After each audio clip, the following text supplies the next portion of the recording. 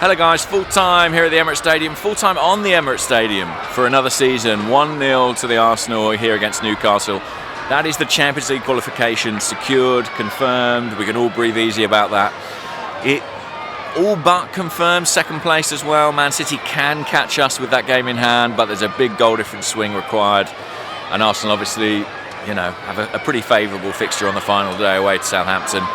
But they can breathe easy. They're in the Champions League. That's what really counts financially.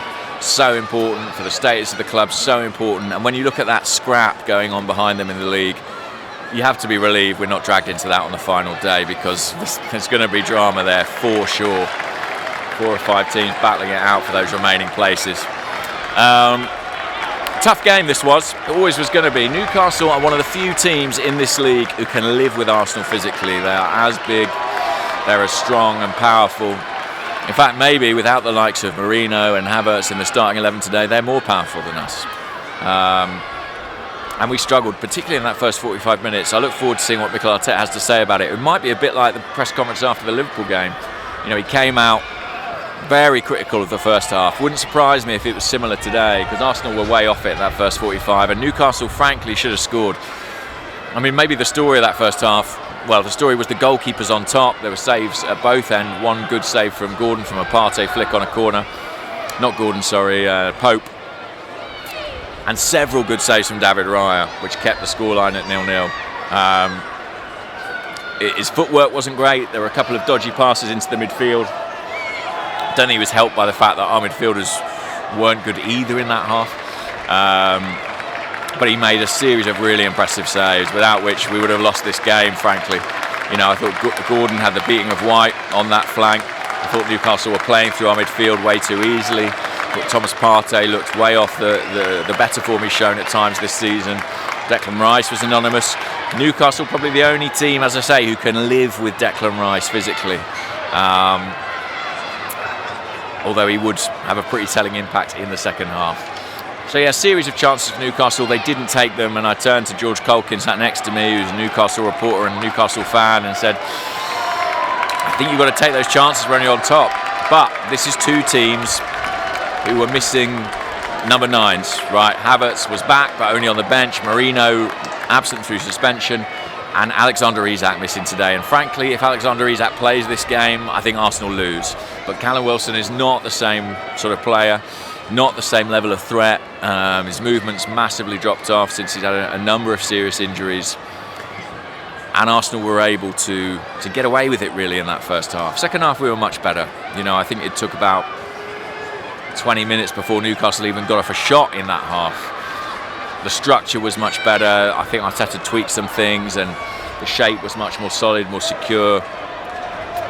I'm not going to lie, we didn't create a ton in the game, but we didn't need to. 1-0 was enough in the end, and Declan Rice swept home a brilliant goal. Wonderful finish. We saw his ball striking ability in that home game against Real Madrid. It was on show again today, just letting it go across his body, hitting it with the inside of his foot, setting it curling into that far corner. Beautiful goal, 9th of the season in all competitions, one away from double figures. I think he's now scored as many goals, or more goals maybe, for Arsenal than he did in his entire time at West Ham.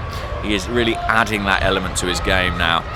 And I think we're going to see more and more of it, with Zubimendi coming in obviously in the number 6 and Rice playing more advanced as that number 8. He was a match winner today. Kai Havertz did get on. Good to see him back. I think it's so important that he's going to have a full pre-season, because frankly I think whoever we buy in the summer, if I was putting my money on it now, the first starting 11 for that first Premier League game in August, I think Kai Havertz is playing up top. I really, really do. I think whoever comes in will be bedded in over time, and they'll have to displace Kai from that position. I think Arteta absolutely loves what he does for the team, so it's not a given that whatever we spend on any striker, that they'll start ahead of Kai. We also saw Jorginho get on, Trossard get on. Nice receptions for both those guys. Is it their final game? Yes. I was going to say, well, we'll see. No, it is. Final game here at the Emirates Stadium for those guys. The players and their families are still taking photographs and the like behind me, and it's a bit of a tradition here that the players who are leaving, they get their photo taken with their family on the pitch. It's a memento for them of their time at Arsenal, and lots of fond words, I'm sure, from the fans for those players. Others like Zinchenko, maybe it was his final day here today. Mikel Arteta spoke after the game. The message was, don't let the dream die. Keep dreaming, keep believing that we can do it, that we can be back here next year with major honours, with a trophy, and it'll be a much more joyous occasion. Speaking of joyous occasions, we had a fantastic night last night. Arsblog and the Arsenal Vision guys came together for the combined live show, the live pod at Union Chapel. And we were graced by the presence of Mikel Arteta, who came and appeared for 5-10 minutes or so. It was recognition really for the brilliant work that Arsenal Vision have done raising money for the Arsenal Foundation. Absolutely sensational stuff, hundreds of thousands of pounds, about £1.5 million over the last 5 years or so, an extraordinary sum of money. So credit to everybody who's been involved in that, and I mean the community, right, the listeners, the supporters who've donated so generously. And that was recognised by the club with Mikel coming down and saying a few words. What was really clear then and today is the support he maintains, the support he still has, the belief people still have in this project. I think next season is going to be so vital, so critical in that. Even at half-time today, there was a bit of frustration around, and I just feel that patience might begin to wear thin if Arsenal get towards this stage in 12 months' time and they haven't got that trophy out there. But now we can start to look ahead to the summer. Think about the work that needs to be undertaken, the work that needs to be done, the recruitment that is so vital. And let's be honest, Arsenal need a break, right? Arsenal need some luck. They didn't get it this year. You look at the red cards, you look at the injuries, it's a lot to overcome, and that was part of Arteta's message at full-time too. He said any other club in this position or who in these circumstances would be in a different league position right now. Who knows, right? Difficult to sort of bear that out. I think clearly he's, feels strongly that what he's produced and what the squad have produced is impressive in the circumstances. I think he's probably right, but I still think that trophy is paramount. Trophy is paramount. It's got to happen. And he knows that. He absolutely knows that. What else to say, really? I mean, I'll be at Southampton next week, so this isn't the final on the whistle of the season. It's the final one from the ground, though. And I'm glad that I can go to St Mary's not fretting over our Champions League place.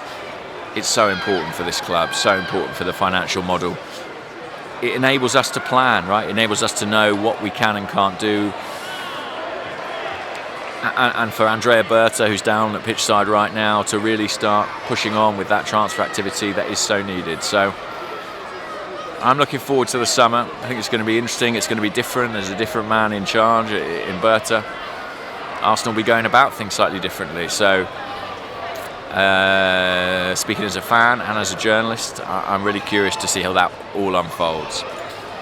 We got the job done today, though. That was the important thing. Wasn't as convincing as we'd like, but the margins this time went in our favour.